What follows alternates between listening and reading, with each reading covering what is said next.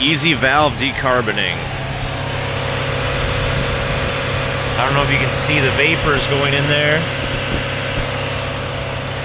Make sure you got your mass airflow sensor unplugged, because if you leave it plugged in when you take the hose off, it's not going to read as much air as is going into the engine. If you unplug this, the engine's going to calculate the fuel using a different method, and then you can maintain your RPMs.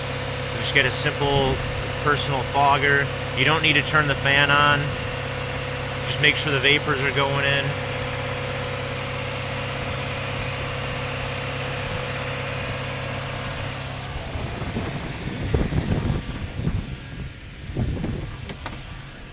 And then I got a scan tool, bidirectional scan tool, commanding 2,000 RPMs.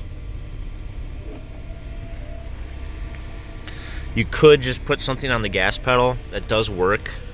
This is just more consistent and less of a chance of accidentally giving it more throttle than you intend to. So, but we'll leave this running until the water runs out.